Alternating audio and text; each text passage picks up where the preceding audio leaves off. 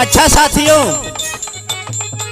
ये गीत MD music company Ghazipur के सौजन्य से बड़े भैया आप अजीत यादव के सौजन्य से हो रही है। हमें आशा ही नहीं बल्कि पूर्ण विश्वास है कि आप लोगों को जरूर पसंद आएगी। कहना है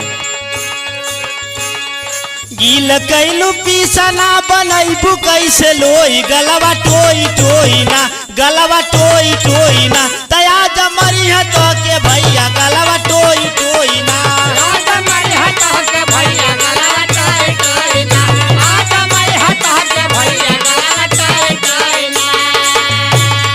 पिया परदेश में सुनी बाबा खरी पिया परदेश में सुनी बाबा खरी दारू पी के रोज बूढ़ावा खोजेला मछरी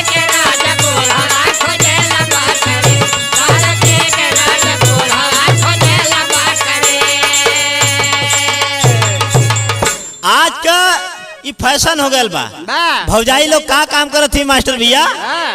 अरे मकई चाना रोज भुजावल करेलू अरे मकई चाना रोज भुजावल करेलू तब भौजी लइकन के बहाने मुंह डोलावल करेलू।